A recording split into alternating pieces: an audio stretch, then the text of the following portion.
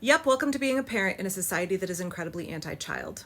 When you signed up to be a parent, it meant that you might have to miss out on some experiences. You might not get your every want and whim fulfilled, especially in a society where public spaces, businesses, and people's expectations are incredibly hostile to children. The entire dynamic of a restaurant, unless it's one that's very kid-friendly, is going to set your child up to fail. It is not set up and equipped for a toddler to be successful.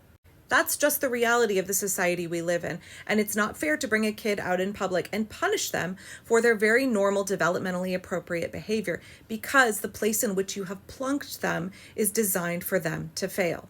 Living in an anti-child society not only excludes children, it excludes the caregivers of children. That's our reality.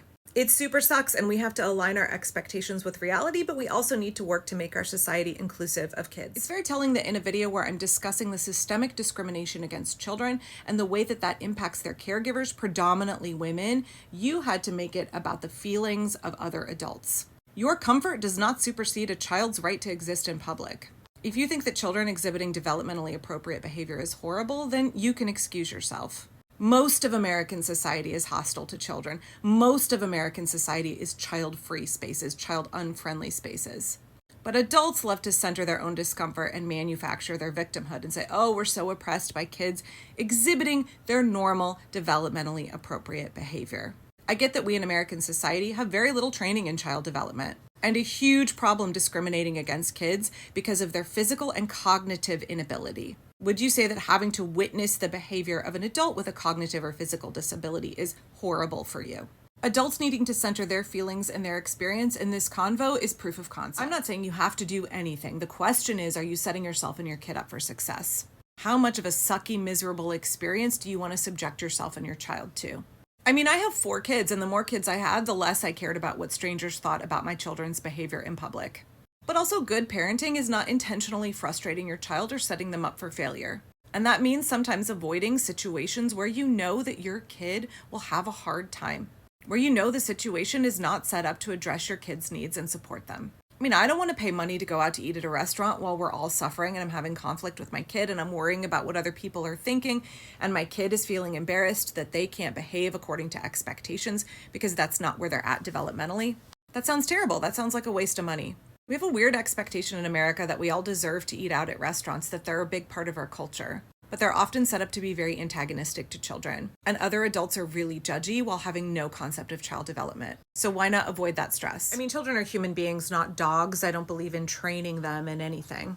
Plus, that term is really loaded with all kinds of religious trauma. But role-playing and gamifying situations with our kids is part of parenting. Yes, we want to model for our kids socially acceptable behavior in public. We can practice at home at the dinner table, absolutely.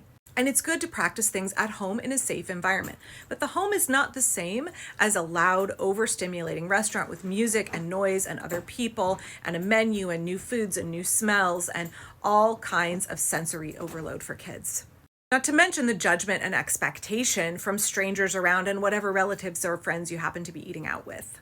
Then add to that the fact that our small kids are probably over hungry, especially by the time the food actually gets to the table. And you are asking for kids to become dysregulated and to struggle. So gaming it out at home, bringing a bag of toys and puzzles, etc. to the restaurant, those are good things. But we also need to have realistic expectations. Yeah, I mean, it's impossible for parents or kids to win out in public. No matter what you do, you will be judged and you will be doing it wrong. But you make a really good point here. We expect kids to behave in a way that is not in alignment with their developmental capabilities. And then we judge and punish them because we set them up for failure and they didn't perform according to our expectations.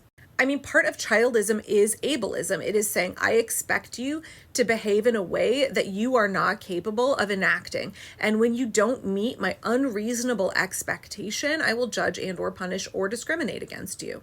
We as adults have no distress tolerance, no ability to accept normal childlike behavior in public.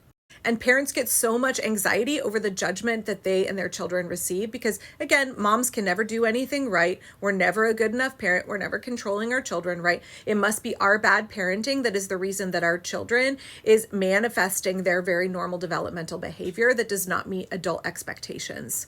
And one of the consequences of that is that kids are given tablets in public. Kids are using screens to keep them pacified and quiet and sitting still in public. And then guess what happens? Those moms are judged for plunking their kids in front of a screen, for having iPad babies.